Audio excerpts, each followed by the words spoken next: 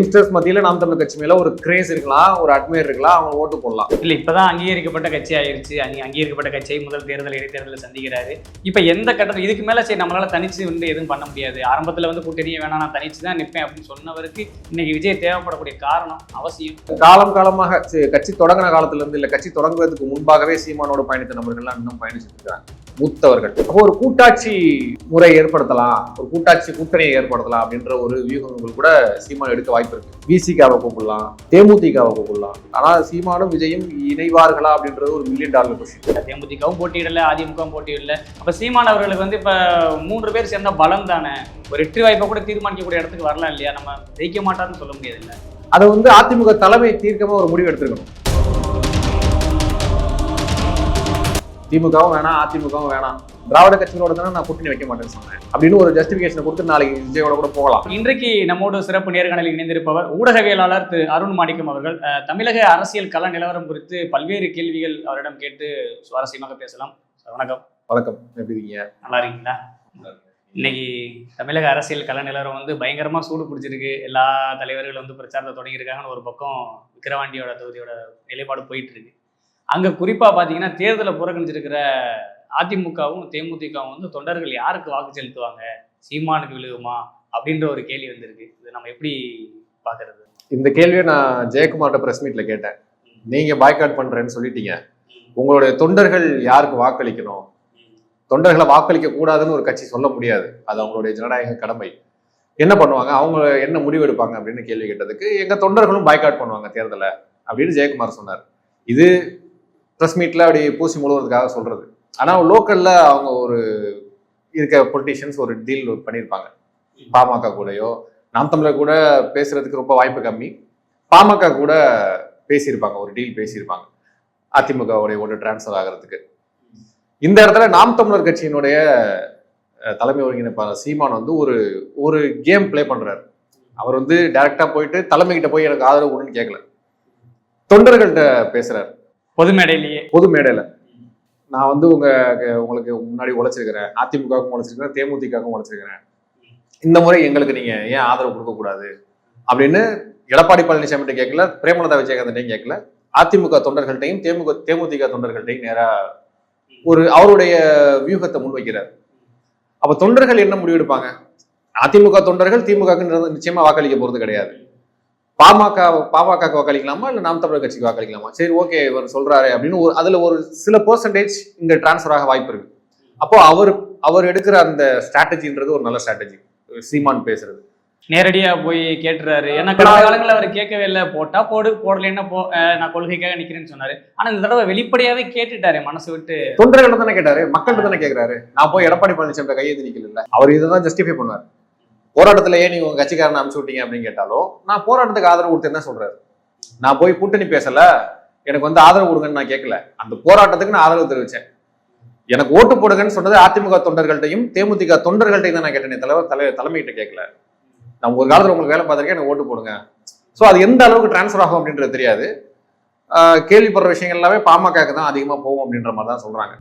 இல்ல பாமக பொறுத்தவரை இப்ப அங்க இருக்கக்கூடிய 3 வேட்பாளர்களுமே ஒரே சமூகத்தை சேர்ந்தவங்க, கிட்டத்தட்ட பெரும்பான்மையா இருக்கக்கூடிய வன்னியர் சமுதாய வாக்குகள் ஒருத்தருக்கே வாங்குறது ரொம்ப கஷ்டம். எப்படி பார்த்தாலும் 3ஆ பிரியும், சாதியா பார்த்தாலும் பிரியும், கட்சியா பார்த்தாலும் பிரியும் அப்படின்றாங்க. அதை யார் அறுவடை செய்யறதுன்ற ஒரு கேள்வி வருங்களே. அபிவிச திமுக தான் ஜெயிக்கும். இடைத்தேர்தல் வரலாறு தெரியும் நமக்கு.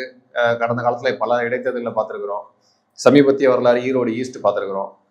பணம் எந்த அளவுக்கு விளையாடும், கொடுத்தாங்க, பட்டுப்படை எல்லாம் கொடுத்தாங்க, அமைச்சர்கள்லாம் முகாமிட்டு வேலை பார்ப்பாங்க.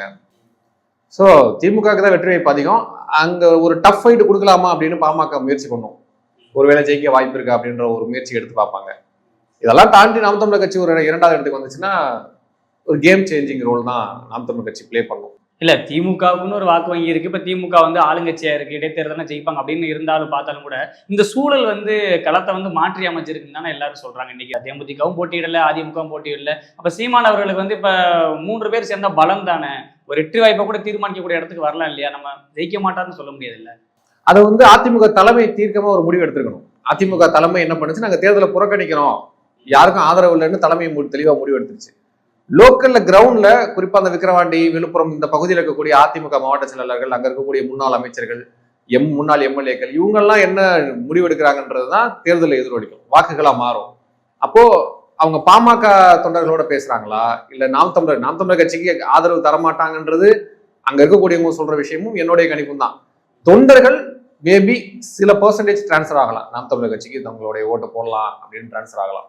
சாதிய ரீதியாக சில வாக்குகளும் நாம் தமிழர் கட்சி கொடுக்கலாம், ஏன்னா அவங்களும் அந்த சமூகத்தை சேர்ந்தவங்க தான். சில பெர்சன்டேஜ் தான், பெருசாலாம் டிரான்ஸ்ஃபர் ஆகும்னு சொல்ல முடியாது. ஸோ பாமகக்கும் நாம் தமிழர் கட்சிக்கும் வந்து ஒரு என்ன சொல்ற டஃப் ஃபைட் இருக்குன்னு கூட சொல்ல முடியாது. இந்த டைம் வந்து ஒரு 25,000 ஓட்டு நாம் தமிழர் கட்சி வாங்கிட்டாலே பெரிய விஷயம். ஈரோடு ஈஸ்ட்ல 10,000 ஓட்டு வாங்கினாங்க. இந்த விக்கிரவாண்டிலே கடந்த முறை 2,000 வாங்கியிருந்தாங்கன்னு நினைக்கிறேன். ஒரு 20,000-25,000 தொட்டுட்டாலே பெரிய அச்சீவ்மெண்ட் நாம் தமிழர். இல்லை, இந்த தடவை வந்து எல்லாருமே சொல்றாங்க நாம் தமிழர் கட்சிக்கு வந்து ஒரு மிகப்பெரிய ஒரு வாய்ப்பு கிடைச்சிருக்கு. ரெண்டாவது வந்து சீமான் அவர்கள் வந்து பேசும்போது குறிப்பிட்டு சொல்றாரு, நம்மளுடைய எதிரி யாருன்னு பாருங்க, பொது எதிரி திமுக தான். எதிரியை வந்து சேர்ந்து அடிச்சா நம்ம வீழ்த்திடலாம், இது அதுக்கான வாய்ப்பு, இது அந்த களம், நீங்க பயன்படுத்திக்கிறீங்க என் தம்பி தங்கைகள் அப்படின்றாரு. அது எல்லா தேர்தலும் தானே பேசுறாரு, எல்லா தேர்தலையும் அதை தான் பேசுறாரு, பொது எதிரி திமுக பாஜக அப்படின்ட்டு. அது எந்த அளவுக்கு ஓட்டா டிரான்ஸ்ஃபர் ஆகுன்றது ரொம்ப முக்கியம் இல்ல. இல்ல, மக்கள் வந்து இப்ப தேர்தல் இடைத்தேர்தல்னாலே இப்ப அந்த பணம் பணக்கம் வந்த உடனே மாறிடுவாங்க அப்படின்னு சொல்றீங்களா, இல்ல கொள்கை ரீதியா வாக்கு செலுத்துறதுல மக்கள் போறத இல்ல எந்த அளவுக்கு நாம் தமிழர் கட்சியை நம்புவாங்கன்றது ஒண்ணு இருக்கு. ஒரு யங்ஸ்டர்ஸ் மத்தியில நாம் தமிழர் கட்சி மேல ஒரு கிரேஸ் இருக்கலாம், ஒரு அட்மையர் இருக்கலாம், அவங்க ஓட்டு போடலாம். காலங்காலமா நான் வந்து பாமக தொண்டன், நான் காலங்காலமா அதிமுக தொண்டன் அப்படின்னு சொல்றவர் வந்து எப்படி இந்த முறை நாம் தமிழர் கட்சிக்கு போடுவாங்க அப்படின்றதெல்லாம் வந்து அவ்வளவு எளிதாக அவங்களெல்லாம் மாத்திர முடியாது. ஃபர்ஸ்ட் டைம் வாக்காளர்கள் இல்ல வந்து நியூட்ரல் ஓட்டர்ஸ், இவங்க வேணா அதுலயும் சில பெர்சன்டேஜ் தான் வந்து நாம் தமிழர் கட்சிக்கு போக வாய்ப்பு இருக்கு. வெற்றி பெற வாய்ப்பு ரொம்ப கம்மி நான் நினைக்கிறேன். பார்க்கலாம், முடிவு தெரியதானே போகுது. இப்போ அடுத்தபடியாக பார்த்தோம்னா தமிழக வெற்றி கழகம் விஜய் அவர்கள் வந்து தம்பி வந்து என்னை விட 8 வருடம் வந்து இளையவர், அவர் வந்து இப்போ தான் ஆரம்பிச்சிருக்கிறாரு, எனக்கு தான் அவர் வந்து அண்ணன் கூட வந்து சேரணும் அப்படின்றாரு. இப்போ யாருக்கு யார் டிமாண்ட் அப்படின்ற மாதிரி இருக்கு, இவருக்கு அவர் தேவையா, அவருக்கு இவர் தேவையா அப்படின்ற ஒரு பேச்சு ஓடிட்டு இருக்கு. சீமான் அவர்களுக்கு விஜய் அவர்கள் தேவையா, விஜய்க்கு சீமான் தேவையா அப்படின்னு. எந்த இடத்துலயுமே விஜய் வந்து நான் கூட்டணி குறித்தோ சீமானை சந்தித்து பேசியது குறித்தோ விஜயும் விஜய் சார்ந்த நபர்களும் ஊடகத்தில் பேசக்கூடிய அந்த கட்சி நிர்வாகிகளும் எந்த இடத்துலயுமே பேசல. சீமான் தான் வந்து நான் தம்பி மாநாடு போட்டா நான் கலந்துக்குவேன், கூட்டா போவேன், அவர் வந்து சினிமால பேசுற மாதிரிலாம் கிடையாது, வெளில வந்து பேசுவார் பாருங்க, எல்லாம் வேற மாதிரி இருக்கும், எல்லாம் தெரியும் தம்பிக்கு அப்படின்னு இவர் தான் குளோரிஃபை பண்றாரு விஜய. இவர் தான் விஜய்க்கு தன்னுடைய ஆதரவை வாண்டடா கொடுக்குறாரு. சந்திச்சாங்கலாம் சொல்றாங்க சில பேர், என்ன சந்திச்சாங்க அப்படி என்ன பேசினாங்க அப்படின்றதெல்லாம் இன்னும் வெளியில தெரியல. ஆனா அவங்க தரப்புல இருந்து இன்னும் எதுவுமே சொல்லல. ஆனா ஒரு பக்கம் கம்யூனிகேஷனாவே இருக்கு, இவர் மட்டுமே சொல்றாரு. என்ன உணர்த்துதுன்னா சீமான் விரும்புறாரு, விஜய்க்கு பின்னாடி ஒரு பெரிய ஸ்டார்டம் ஃபேன் பேஸ் இருக்கு, ஒரு பெரிய கிரௌட் இருக்கு, அதை எப்படியாச்சும் தங்கள் பக்கம் திருப்பிக்கலாம், அதை வந்து நமக்கான ஓட்டா மாத்திக்கலாம் அப்படின்னு சீமான் விரும்புறாரு. அது தவறு இல்லை, அது ஒரு நல்ல யூகம் தான். ஆனா அவங்க சைட்ல இருந்து இன்னும் எதுவுமே சொல்லவே இல்லை. நானும் அண்ணனும் சந்திச்சு பேசணும் இல்ல, சீமானும் விஜயும் சந்திச்சு பேசினாங்க அப்படின்னு கூட அந்த கட்சி நிர்வாகிகள் பேட்டி கொடுக்கல, எங்கேயுமே வந்து பேசல. இல்ல கூட்டணி குறித்து நாங்க பேசிட்டு இருக்கோம் எங்கேயுமே சொல்லல. அவங்க சைட்ல ஒரு அமைதி இருந்துட்டே இருக்கு. இல்ல இடையில கூட தமிழக வெற்றி கழகத்தை சேர்ந்த நிர்வாகிகளுக்கு வந்து அங்க உள்ள மூத்த நிர்வாகிகள் வந்து யாரை வேணாலும் விமர்சிச்சு பேசுங்க, நாம் தமிழர் கட்சியும் சீமானை மட்டும் விமர்சிச்சு பேசவான் அப்படின்னு உள்ளக்குள்ள பேசினதாக ஒரு தகவல் பரவிச்சு. தகவல் தானே வருது, வெளிப்படையான யாரும் சொல்லல.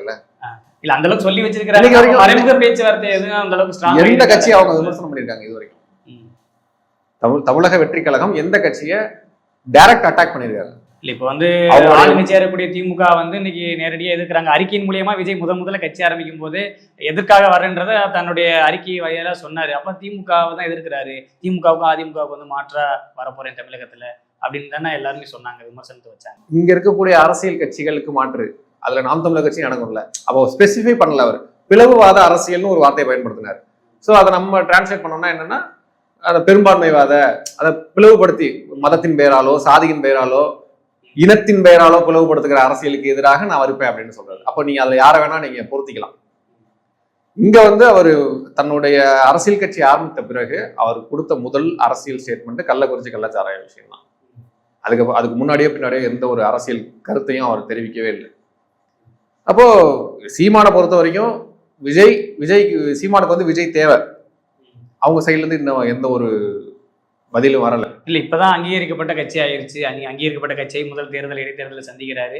இப்ப எந்த கட்டத்துல இதுக்கு மேல சரி நம்மளால தனிச்சு எதுவும் பண்ண முடியாது, ஆரம்பத்துல கூட்டணியே வேணாம் நான் தனிச்சு தான் நிற்பேன் அப்படின்னு சொன்னவருக்கு இன்னைக்கு விஜய் தேவைப்படக்கூடிய காரணம் அவசியம்.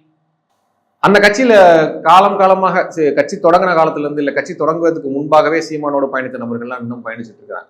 மூத்தவர்கள் அவர்களுக்கெல்லாம் ஒரு அயற்சி ஏற்பட்டிருக்கலாம், இல்ல சீமானுக்கே கூட ஒரு அயற்சி ஏற்பட்டிருக்கலாம். ஆனா அவர் வெளியில காட்டிக்க மாட்டாரு. இன்னும் எத்தனை வருஷமா இருந்தாலும் நான் கத்தியா சாவேனே தவிர நான் யாரு கூட கூட்டணி வைக்க மாட்டேன்லாம் சொல்லுவாரு. ஒரு அயற்சி ஏற்பட்டிருக்கலாம். இந்த ஒரு ஸ்லோ ஸ்டெப்ஸ் எடுத்து வச்சு 10, 15, 20, 25 போறதுக்கு இன்னும் பல ஆண்டுகள் ஆகலாம். இப்ப அடுத்து அவருடைய வயதும் ஒரு காரணம் இல்ல. அடுத்த 26ல அவருக்கு 59 வயசு ஆகுது. கிட்டத்தட்ட 234 தொகுதியிலேயே அவர் போய் சுற்றுப்பிரச்சாரம் எல்லாம் பண்ண முடியாது. அவருடைய ஏஜ் ஃபேக்டரும் ஒரு காரணம். அப்போ இந்த மாதிரி சில வியூகங்கள், நான் திராவிட கட்சிகளோட தானே நான் கூட்டணி வைக்க மாட்டேன்னு சொன்னேன் அப்படின்னு ஒரு ஜஸ்டிபிகேஷனை கொடுத்து நாளைக்கு விஜயோட கூட போகலாம். என் தலைமை ஏற்றுக்கொண்டு வருகிறவரும் நான் ஏற்றுப்பேன்னு பல மேடைகள்லையுமே சொல்லியிருக்கிறார். அப்போ ஒரு கூட்டாட்சி முறை ஏற்படுத்தலாம், ஒரு கூட்டணியை ஏற்படுத்தலாம் அப்படின்ற ஒரு வியூகங்கள் கூட சீமான் எடுக்க வாய்ப்பு இருக்கு. என்னன்னா விசிகாவை கூப்பிடலாம், தேமுதிகவை கூப்பிடலாம். இல்ல சீமான் அவர்கள் தேமுதிக கடந்த காலகட்டத்திலாம் பாத்தீங்கன்னா நிறைய விமர்சனங்கள் கடந்த காலத்தை வச்சிருந்தாரு. இப்போ சமீபத்துல நம்ம விருதுநகர் தொகுதியில போட்டி போட்ட விஜய் பிரபாகரனுக்கு சப்போர்ட்டா பேசியிருந்தாரு. என் தம்பி ஜெயிப்பான்னு கடைசி நிமிடம் வரைன்னு எதிர்பார்த்தேன், தோக்கடிச்சிட்டா அறிவிக்கப்பட்டீங்க, அதிகாரிகளுடைய அழுத்தம் கொடுத்தீங்க அப்படின்னு திடீர்னு அவருக்கு சப்போர்ட் பண்ணி சீமான் திமுகவுடைய அதிமுகவுடையோ காங்கிரஸோடைய பிஜேபியோட போனாதான் பயங்கரமான விமர்சனம் வரும். அது போகவும் மாட்டார், கொள்கைக்கு எதிராக போயிட்டாரு. மற்றபடி தேமுதிகவோட எல்லாம் போனா பெரிய அவர் மேல பெருசா விமர்சனம் எல்லாம் வராது. அது நேச்சுரலா ஜெல்ல வேணும் அந்த அலைன்ஸ். விசிக சில இஸ்லாமிய அமைப்புகள் வந்தாலும் இன்னும் அந்த கூட்டணிக்கு வலு சேர்க்கும். ஆனா இதெல்லாம் அமையுமான்றது இரண்டாவது பட்சம். இதெல்லாம் அமைக்கிறதுக்கான வியூகங்கள் போயிட்டு இருக்கதா சொல்றாங்க. ஆனா அமையுமா அமையாதான்றதெல்லாம் இரண்டாவது பட்சம். ஆனா சீமானும் விஜயும் இணைவார்களா அப்படின்றது ஒரு $1 மில்லியன் கொஸ்டின். இல்ல விஜய் ஒரு தொலைநோக்கு சிந்தனையில தமிழக அரசியல மாத்தணும் அப்படின்னு நினைச்சாருன்னா அவருக்கு அந்த தேவை இருக்கிறதா பாக்குறீங்களா? சீமான் கூட சேர வேண்டிய தேவை. விஜய் ஆரம்ப காலகட்டத்துல தனித்து நிக்கலான்ற ஒரு பிளான்ல தான் இருந்திருக்கிறாரு அப்படின்ற மாதிரி தான் சொல்றாங்க. ஆனா விஜய் என்ன அரசியல் எடுக்க போறாரு அப்படின்றது ரொம்ப முக்கியம். இப்போ திமுகவும் வேணாம் அதிமுகவும் வேணாம் அப்படின்ற இப்ப கமல் எடுத்த மாதிரி ஒரு ஸ்டேட்மெண்ட் ஒரு அரசியலை எடுத்தார் அப்படின்னா அவர் தோற்று போவார். தமிழ்நாட்டினுடைய அரசியல் கள சூழலுக்கு ஏற்ற மாதிரியான ஒரு அரசியல் எடுக்கணும். நீங்க ஒரு பாஜக எதிர்ப்பு அரசியல் அப்படின்னா ஒரு லெஃப்ட் ஸ்டாண்ட், ஒரு இடதுசாரி அரசியலை கையில் எடுத்தா இங்க ஓரளவுக்கு கணிசமான வெற்றியை பெற முடியும். அதே நேரத்துல திமுக எதிர்ப்பு அரசியலையும் விஜய் எடுக்கணும். இப்போ நீங்க பாஜக எதிர்ப்பு அரசியலை மட்டும் எடுத்தீங்க அப்படின்னா பாஜக எதிர்ப்பு அரசியல பேசுற கட்சிகள் இங்க பல கட்சிகள் இருக்கு. திமுக சேர்ந்த மாதிரி ஆயிடும், அவருடைய திமுக ஒத்து போற மாதிரி ஆக கிடையாது, 10ஓட 11 ஆயிடுவீங்க. திமுக கூட்டணியில் இருக்க எல்லா கட்சிகளுமே பாஜக எதிர்க்கக்கூடிய கட்சிகள் தான். அப்போ நீங்க பாஜகவையும் எதிர்த்து திமுகவும் எதிர்த்தாதான் நீங்க தனித்து தெரிவிங்க. நீங்க அதிமுகவோட விட்டுருங்க, அவங்க செகண்ட் பிளேயர். இல்ல அந்த ஸ்டாண்ட்ல இங்க தமிழ்நாட்டுல இருக்கக்கூடிய கட்சின்னு பார்த்தோம்னா இன்னைக்கு நாம் தமிழர் கட்சி மட்டும்தானே இருக்காது. நாம் தமிழர் கட்சி அதிமுகவும் எதிர்க்கும். விஜய்க்கு இங்க ஒரு டோர் ஒன்று ஓப்பன்ல இருக்கு. அதிமுக கூட போலாம், காங்கிரஸோட கூட போலாம். திமுகவோட போவாரா? இல்ல காங்கிரஸ் கூட போவாருன்னு எப்படி நீங்க சொல்லுவீங்க? ராகுல் காந்தி வாழ்த்து தெரிவிக்கிறாரு. அவங்களுக்குள்ள ஏற்கனவே சந்திப்பா நடந்திருக்கு, நல்ல ஒரு ரேப்போ இருக்கு, நல்ல அண்டர்ஸ்டாண்டிங் இருக்கு. போவாங்களான்றது யூகம் தான். பட் அவங்களுக்குள்ள பெரிய பகையெல்லாம் கிடையாது. விஜய் என்ன எடுத்தா எடுபடும் நான் சொல்றேன். திமுக எதிர்ப்பு அரசியலையும் பாஜக எதிர்ப்பு அரசியலையும் எடுத்தால் மட்டும்தான் அவர் வெற்றி பெற முடியும். இப்போ திமுக ஆதரவுகள், நானும் திராவிடத்தை ஆதரிக்கிறேன், நான் தமிழ் தேசியம் பேசுவேன், திராவிடமும் பேசுவேன் அப்படின்னா நீங்க திமுகவோட ஒரு அங்கம் மாதிரி தான் இருப்பீங்க. நான் என்னோட எதிரி யார் அப்படின்னு விஜய் முதல்ல தீர்மானிக்கணும். என்னோட எதிரி இன்னைக்கு தமிழ்நாட்டை ஆளக்கூடிய திராவிட கட்சிகளான திமுகவும் அதிமுகவும் தான் என்னோட பிரதான எதிரி அப்படின்னு நிறுத்திட்டாருன்னா, மத்தியில பாஜக எதிரி அப்படின்னு நிறுத்திட்டாருன்னா உங்களுக்கு ஒரு கிளியரான வியூ கிடைச்சிடும் மக்களுக்கு. ஓகே, இவர் எல்லாத்துக்கும் மாற்றா வராரு அப்படின்னு. ஜெயலலிதாவும் விஜயகாந்தும் இருந்த காலகட்டத்துல மாற்றா வந்தவர் தான் விஜயகாந்த். ஒரு 10% ஓட்டு வாங்கினார். ஆனா அவரும் திராவிடன்ற பேர்ல தான் வந்தார். அன்னைக்கு பெரிய ஐடியாலஜிக்கல் பெர்ஸ்பெக்டிவ்லாம் தமிழ்நாட்டு மக்கள் கிடையாது, திராவிடம் தமிழ் தேசியம் அப்படின்னு. ஜெயலலிதா கருணாநிதிக்கு மாற்று. அன்னைக்கு ஒரு தலைவருக்கான தேடல் இருந்தது. விஜயகாந்த் வந்தார். 2 சின்னத்துக்கு ஓட்டு போட்டுக்கிட்டு இருக்கோம், புதுசா ஒருத்தர் அவருக்கு ஓட்டு போடுவோம். புதுசா வந்தாலும் அவர் ரொம்ப ஃபெமிலியரான ஃபேஸ். ஆனா விஜய் மாதிரியான உச்ச நட்சத்திரம் கிடையாது அன்னைக்கு. அவர் அன்னைக்கு ரஜினி கமல் அப்படின்ற 2 நட்சத்திரங்களுக்கு அடுத்து இருந்த ஒரு 3வது நபர்னு வச்சுக்கோங்களேன். அவரே 10% வாங்கும்போது இன்னைக்கு உச்ச நட்சத்திரமா முதல் இடத்துல இருக்க விஜய் வரும்போது இல்ல இப்ப இன்னைக்கு உச்ச நட்சத்திரமா இருக்கிற விஜய் வந்து இன்னைக்கு ஒரு அரசியல் கட்சி ஆரம்பிக்கும் போது இன்னைக்கு தலைவர்கள் எல்லாருமே விரும்புவாங்க, நம்ம கூட வந்தா நல்லா இருக்கும், தமிழ்நாட்டில் நமக்கு ஒரு நல்ல ஒரு பேக் போன இருப்பாங்க அப்படின்னு நினைக்கலாம். ஆனா விஜய் வந்து அதற்கான முன்னெடுப்புகள் எடுக்கணும் இல்லையா? அவருக்குன்னு ஒரு தனி ஒரு சித்தாந்தம் கொள்கை இதெல்லாம் இருக்கு, அதை இன்னும் அவர் சொல்ல மாட்டாரு அப்படின்ற ஒரு விஜய் வந்து அதான் சொல்றேன். இப்போ விஜய் வந்து இன்னும் அந்த நட்சத்திர வட்டத்துக்குள்ள இருந்து வெளியில வரணும். ஏன்னா இன்னைக்கு நீங்க அரசியல் கட்சி தொடங்கிட்டீங்க. தமிழ்நாட்டில் இருக்கக்கூடிய ஒவ்வொரு பிரச்சனைக்கும் உங்க கட்சிக்குன்னு ஒரு நிலைப்பாடு இருக்கணும், உங்க கட்சிக்குன்னு ஒரு கருத்து இருக்கணும். மேகதாது விஷயத்துல உங்களுடைய கருத்து என்ன, நீட் விஷயத்துல உங்களுடைய கருத்து என்ன, கள்ளக்குறிச்சி விஷயத்துல ஓகே ஒரு கருத்து சொன்னீங்க. இந்த மாதிரி ஒவ்வொரு பிரச்சனைக்கும் உங்க கட்சிக்குன்னு ஒரு நிலைப்பாடு இருக்கணும். நான் மாநாடு போட்டு என்னுடைய கொள்கையெல்லாம் அறிவிச்ச பிறகுதான் நான் இஷ்யூஸை பத்தியே பேச ஆரம்பிப்பேன் அப்படின்னு சொல்றது அரசியல்வாதிக்கு அழகல்ல. அட்லீஸ்ட் உங்களுடைய ஒரு ஸ்டேட்மெண்டாச்சும் வெளில வரணும், ஒரு அறிக்கை வெளில வரணும், இல்ல உங்களுடைய பிரதிநிதிகளை வச்சு பேச வைக்கணும். இதுதான் எங்க கட்சியோட நிலைப்பாடு இந்த பிரச்சனையில. இப்போ மேகதாது விஷயத்துல அதிமுக வெளியில வந்து கருப்பு சட்டை போட்டு போராட்டம் பண்றாங்க, உடனே இபிஎஸ் அறிக்கை விடுறாரு. அப்போ நீங்க வந்து ஒரு அரசியல் கட்சியா நீங்க என்ன ரோல் பிளே பண்றீங்க? நீங்க ப்ராக்ரஸ்ல இருக்கணும்ல, ஒரு இஷ்யூவும் நீங்க அட்ரஸ் பண்ணிக்கிட்டே இருக்கணும்ல. இல்ல இப்ப அதிமுக வந்து இன்னைக்கு உண்ணாவிரத போராட்டம் இருக்கிறாங்க, நாம் தமிழர் கட்சியில இருந்து சில பேர் போய் ஆதரவு தெரிவிக்கிறாங்க. இது விஜய் நினைச்சிருந்தா தமிழக வெற்றி கழகத்துல இருந்து ஒரு 4 பேர் அமைச்சிருக்கலாம் இல்லையா? மக்களுக்காக தானே போராடுறாங்க அப்படின்னு அந்த நிலைப்பாடு எடுக்கலையே விஜய் அவர்கள். அது அவருடைய யூகமா கூட இருக்கலாம். அந்த இஷ்யூக்கு அவர் ஒரு குரல், அந்த இஷ்யூக்கு அவருடைய ஒரு கருத்தை தெரிவிச்சுட்டார். இது மாறணும், இதுக்கு நிரந்தர தீர்வு எட்டப்படணும். எப்படி வந்து அதான் அந்த கள்ளச்சாராய விஷயத்துக்கு அவர் ஒரு கருத்து தெரிவிச்சிட்டாரு. மற்ற விஷயம் என்னாச்சு? புதிய கல்விக் கொள்கை வேணுமா வேணாமா, மும்மொழி கொள்கை வேணுமா, இருமொழி கொள்கை வேணுமா, இதுல எல்லாம் உங்களுடைய நிலைப்பாடு என்ன? அதாவது ஸ்டேட்டுக்குன்னு ஒரு பிரச்சனை இருக்கும்ல, நீங்க தனித்தனி இஷ்யூஸை கூட பேச வேண்டாம். இந்த மாநிலத்துக்குன்னு ஒரு சில யூனிக்கான என்ன சொல்றது அங்கீகார இடஒதுக்கீடா இருக்கட்டும், மும்மொழி கொள்கையா இருமொழி கொள்கையா இருக்கட்டும், இந்த மாதிரியான விஷயங்கள்லாம் இருக்குல்ல, இதுல எல்லாம் உங்களுடைய நிலை அந்த அளவுக்கு விஜய் அவர்களுக்கு வந்து இந்த அரசியல் புரிதல் இருக்குமா அப்படின்றதே ஒரு இல்லாட்டி இருக்கிறவங்கள அந்த மாதிரி தெரிஞ்சவங்கள பக்கத்துல வச்சுக்கணும். இல்லைன்னா ரஜினி மாதிரி எந்த 7 பேர்னு கேட்டுட்டு போவார், அவ்வளவுதான். அந்த மாதிரிதான் அவர். அதான் நீங்க வந்து அரசியல்வாதி ஆயிட்டீங்கன்னா நீங்க பத்திரிகையாளர்களை சந்திக்கணும். பத்திரிகையாளர்கள் எழுப்பக்கூடிய கேள்விக்கு நீங்க பதில் சொல்லதான் நீங்க யார் அப்படின்றது மக்களுக்கு தெரியும். நீங்க வந்து ப்ரிப்பேர் பண்ணி ஸ்டேஜ்ல பேசுறது அப்படின்றது ஸ்டேஜ் பெர்ஃபார்மன்ஸ். அது நீங்க என்ன வேணா பேசலாம். நீங்க அதுக்கு முன்னாடி ரிஹர்சல் பார்த்திருப்பீங்க, என்ன பேச போறோன்றதை உங்களுக்கு ஒருத்தர் எழுதி கொடுத்துருப்பாரு, இல்ல நீங்களே எழுதிருக்கலாம். அதெல்லாம் வந்து உங்களுடைய ரசிகர்கள் கைத்தட்டுவாங்க, கொண்டாடுவாங்க, உங்களை சிலாகித்து தூக்கி வச்சு கொண்டாடுவாங்க. ஆனா ஆன் ஸ்பாட்ல பத்திரிகையாளர்கள் கேட்கக்கூடிய கேள்விக்கு நீங்க எப்படி ரியாக்ட் பண்றீங்கன்றத பொறுத்துதான் நீங்க யாருன்றது மக்களுக்கு தெரியும். பத்திரிகையாளர் பிரஸ் ஹேண்ட்லிங்ன்றது ஒரு கலை.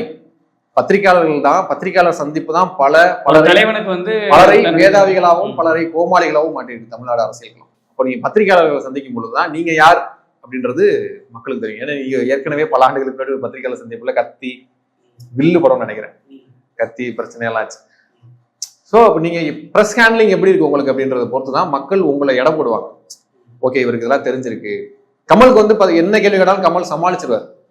அந்த திறமை அவருக்கு இருக்கு. பட்டும் படாம பூசி போயிடுவாரு. அவருக்கு ஓரளவுக்கு அரசியல் புரிதல் இருக்கு. ஆனா அவர் அரசியல்ல தோற்று போயிட்டார். நல்ல அரசியல்வாதி கிடையாது. ஆனா என்னென்ன நடக்குது எல்லா இஷ்யூஸும் அவருக்கு தெரியும். அவரே தரிகணத்துவம் போடுறாரு. அப்போ நீங்க அதெல்லாம் வளர்த்துக்கணும்.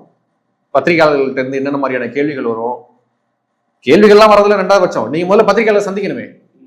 நீங்க இன்னும் அந்த நட்சத்திர சர்க்கிள்ல இருந்து வெளியில வரவே இல்லை. பத்திரிகையாளர் சந்திக்கணும், நீங்க வந்து களத்துக்கு வரணும், போராட்டங்கள் ஆர்ப்பாட்டங்கள், இதுதானே ஒரு அரசியல் கட்சியை ரொம்ப வைப்ரண்டா வச்சிருக்கிறது இந்த விஷயங்கள் தானே. இல்ல கடந்த காலத்துல வந்து இன்னைக்கு ஒரு தலைவர்களுடைய பிறந்த நாளா எல்லா மாவட்டந்தோறும் நிர்வாகிகள் கொண்டாடணும் அப்படின்லாம் தலைமையில இருந்து உத்தரவு போட்டாங்க. இன்னைக்கு இவ்வளவு பெரிய இஷ்யூக்கு கொந்தளிச்சாரு, பேசினாங்க, கலாச்சாரத்தை ஒழிக்கணும், மது பழக்கத்தை இளைஞர்கள் விடணும்லாம் சொன்னாங்க. ஆனா ஒரு மாவட்டத்திலையும் இப்ப பிறந்த நாளை கொண்டாடின மாதிரி இது ஒரு கண்டன ஆர்ப்பாட்டம் கூட நடத்த சொல்லல விஜய் அவர்கள். அதான் சொல்றேன், அதுதான் இதெல்லாம் ஒரு அரசியல் கட்சியினுடைய பேசிக்கான விஷயங்கள். ஒரு அரசியல் கட்சினா தெருவில் வந்து போராட்டம் பண்ணணும், ஆளுங்கட்சி ஏதாவது தவறு பண்ணுச்சுன்னா அதை சுட்டி காட்டணும். போராட்டங்கள் ஆர்ப்பாட்டங்கள்லாம் தொண்டர்களை வந்து உங்களுக்கு ரொம்ப வைப்ரண்டா வச்சிருக்கோம், தொண்டர்களை உற்சாகப்படுத்தும். நீங்க களத்துக்கு வரணும், நீங்க அடிக்கடி செய்தியாளர்களை சந்திக்கணும். இதுதான் ஒரு அரசியல் கட்சியை ரொம்ப என்ன சொல்றது துடிப்போட வச்சிருக்கோம். நீங்க வீட்டுக்குள்ளேயே உட்காந்துட்டு ஸ்டேட்மெண்ட் விடுவீங்க, உங்களுக்கு 4 பேர் யூடியூப்ல உட்காந்து பேச வச்சுட்டு இருப்பீங்க அப்படின்றது வந்து எவ்வளவு நாளைக்கு அதை பண்ண முடியும்? நான் மாநாடு போட்டதுக்கு அப்புறம் தான் நான் என்னுடைய வேலையை நான் ஆரம்பிப்பேன், அரசியல் வேலையை ஆரம்பிப்பேன் அப்படின்றது. நீங்க மாநாடு போட்ட அன்னைக்கு கட்சி ஆரம்பிச்சிருக்கலாம். நீங்க கட்சி ஆரம்பிச்சிட்டீங்க, நீங்க ஒரு கட்சியினுடைய தலைவர். ஒவ்வொரு விஷயத்துக்கும் விஜயோட நிலைப்பாடு என்னப்பான்னு எல்லாருமே கேட்பாங்க. பத்திரிகையாளர்கள் நாங்களே கேட்போம், இதுக்கு உங்களுடைய நிலைப்பாடு என்ன, இதுக்கு உங்களுடைய நிலைப்பாடு என்னன்னு கேட்போம். இப்படிதான் ரஜினிட்டையும் போய் கேட்டோம். ரஜினி தடுமாறினார், அம்பலப்பட்டார். ஓகே இவருக்கு இவ்வளவுதான் தெரியும் போல, அப்ப இவர் பேசுறதெல்லாம் சினிமால தான். நாளைக்கு அந்த பேர் தான் உங்களுக்கும்.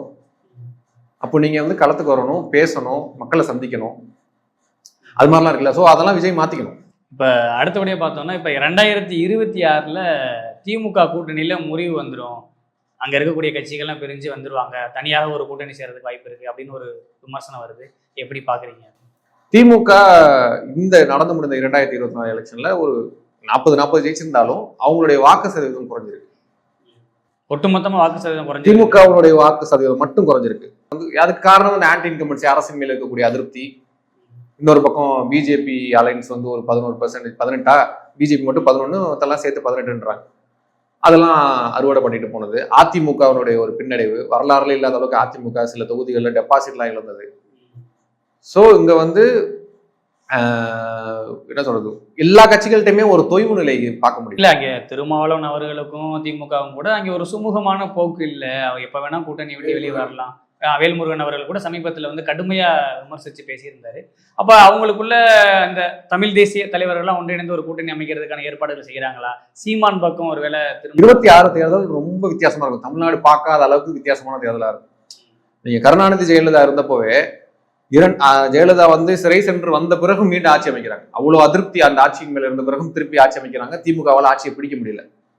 21 ஜெயலலிதா இல்ல, இபிஎஸ் ஓபிஎஸ் தான் தேர்தலை சந்திக்கிறாங்க. அப்பவே குறைந்த வாக்கு சதவீதத்துல தான் திமுக ஜெயிக்குது. அப்போ திமுகவுக்கு சட்டமன்ற தேர்தலை எதிர்கொள்றதுல பெரிய சவால் இருக்கு. 10 வருஷம் அவங்க ஆட்சியில் இல்லை, அது முதல் 5 வருஷம் எதிர்கட்சியா கூட இல்லை. இத்தனைக்கும் அப்பெல்லாம் வந்து கருணாநிதி இருந்தார் உயிரோட. இன்னைக்கு கருணாநிதியே கிடையாது, ஜெயலலிதாவும் கிடையாது. இத்தனைக்கும் உங்களுடைய வாக்கு சதவீதம் குறைஞ்சிருக்கு. நீங்க உங்க மேல பல விமர்சனங்கள், ஊழல் குற்றச்சாட்டுகள், பல விமர்சனங்கள், பல அமைச்சர்கள் மேல குற்றச்சாட்டுகள், ஒரு அமைச்சர் சிறையில் இருக்கிறாரு, ஏகப்பட்ட பிரச்சனைகள் இருக்கு. இந்த போதை மருந்து கடத்தல் விவகாரம், இந்த மாதிரிலாம் ஏகப்பட்ட குற்றச்சாட்டுகள் இருக்கு. இதெல்லாம் எதிர்கொண்டு நீங்க சட்டமன்ற தேர்தலில் ஜெயிக்கணும்ன்றது பெரிய டாஸ்க் திமுகக்கு. 2026 திமுக வந்து மீண்டும் வந்து கூட்டணி கட்சிகளை கூட வச்சுக்கிறதுக்கே போராடணும் அப்படின்னு 200 சீட்டு ஜெயிப்போன்றாங்க. திமுக இது வரைக்கும் கூட்டணி இல்லாம ஜெயிச்சதே கிடையாது. ஜெயலலிதாலாம் ஜெயிச்சிருக்காங்க, தனியா நின்று ஜெயிச்சிருக்காங்க. திமுக கூட்டணி பலத்தோட தான் ஜெயிக்கும். ஆனா அந்த 200 சீட் அப்படின்றதெல்லாம் ரொம்ப அவங்க அதீதமான கற்பனை. ஏன் நான் அந்த 2024 முக்கியமான தேர்தல் சொல்றேன்னா, இப்போ திமுக கூட்டணி, அதிமுக கூட்டணி, பாஜக கூட்டணி, நாம் தமிழர்னு 4 முனை போட்டியெல்லாம் இருக்காது. இன்னொரு வலுவான கூட்டணி உருவாக எல்லாருமே முயற்சி எடுத்துட்டு இருக்கிறாங்க. நாம் தமிழர், விசிக, நிச்சயமா திமுக கூட்டணி இதே மாதிரி இருக்காது. இப்போ இருக்கிற மாதிரியான ஒரு அரித்மெட்டிக்கலி வின்னிங் அலைன்ஸா இந்த திமுக கூட்டணி இருக்காது. திருமாவளவன் இந்த பாராளுமன்ற தேர்தலுக்கு ஏன் வந்து அந்த கூட்டணி விட்டு வெளியில வரல அப்படின்னா, இன்னும் ஒரு 3 வருஷம் இருக்கு, இன்னும் 2 வருஷம் இருக்கு, பதவிக்காலம் இருந்துட்டு அதுக்கப்புறமா கூட்டணியிலிருந்து வெளில வரலாம் அப்படின்ற ஸ்ட்ராட்டஜியா கூட இருக்கலாம். அவர் அதிமுகவோட போவாரா இல்ல விஜயோட போவாரா? திருமாவளவனுக்கு வந்து நாம் தமிழர் கட்சியோட போறதுல ஒன்றும் பெரிய சிக்கல் இல்ல. திருமாவளவன் மீது கூட விஜய் அவர்கள் வந்து ஒரு அதீத அன்பு இருக்கிற மாதிரியும், அவர் வந்து சுற்று வட்டாரங்களை பேசத்தானே செய்யறாங்க. அவர் மேல ஒரு ஈர்ப்பு இருக்கு, திருமாவளவன் மீது ஒரு ஈர்ப்பு இருக்கு, சீமானவர்கள் மீது விஜய்க்கு ஒரு ஈர்ப்பு இருக்கு. அப்படின்ற போது அங்க ஒரு தனி அணியா அவர்கள்லாம் உருவாகுவாங்களா? 2020 கடந்த ஆண்டு விஜய் வந்து கட்சி ஆரம்பிக்கல, இயக்கமா இருக்கும் பொழுது இதே மாதிரி ஸ்டூடெண்ட்ஸ்க்கு வந்து பரிசளிப்பு விழால அவர் சொல்றாரு, பெரியாரை படிங்க, அம்பேத்கரை படிங்க, இதெல்லாம் சொல்றாரு. அப்போ இந்த தமிழ் தேசிய அரசியலையும் திராவிட, அதாவது பெரியாரி அரசியலும், பெரியாரி அம்பேத்கர் அரசியலை விஜய் வந்து திமுகவிடமிருந்து தனக்கானதாக மாத்திக்கிட்டாருன்னு வச்சுங்களேன். ஏன்னா இன்னைக்கு பெரியாரி இயக்கங்கள்லாம் என்ன பண்ணுது, பெரிய அளவுல அரங்க கூட்டம், பெரிய போராட்டங்கள்லாம் அவங்களாம் இப்ப பண்ண முடியும். அந்த காலத்துல பண்ண மாதிரிலாம் இப்ப பண்றது இல்லை யாருமே. அப்போ இந்த பெரியாரி அரசியலையும் தமிழ் தேசிய அரசியலையும் விஜய் கையில் எடுத்துட்டாருன்னு வச்சுங்களேன், திமுகவுக்கு மாற்று நான் தான் அப்படின்னு அவர் காலர் தூக்கி விட்டு சொல்லலாம். கரெக்டா கார்டை பிளே பண்ணாங்கன்னா ஒரு ஒரு ஒரு மிகப்பெரிய அலைன்ஸ் ஃபார்ம் ஆகும். ஏன்னா இன்னைக்கு திமுக வச்சிருக்க அலைன்ஸ் வந்து ஒரு ஒரு என்ன சொல்றது, ஒரு தெனாலி ரவி மாதிரி தான். அதை வச்சுதான் கூட்டணின்ற ஒரு கூட்டணி கட்சிகளை வச்சுதான் அவங்க ஆட்சி அமைச்சுக்கிட்டே இருக்கிறாங்க. அந்த கூட்டணி உடஞ்சிச்சுன்னா திமுகவால் ஆட்சி அமைக்கிறது ரொம்ப சிரமம். நிச்சயமாக நிறைய விஷயங்கள் பேசுனீங்க. தொடர்ந்து நம்ம இடைத்தேர்தல் பத்தி நம்ம அடுத்த நேர்காணல் பேசுவோம். நன்றி. ரொம்ப நன்றி.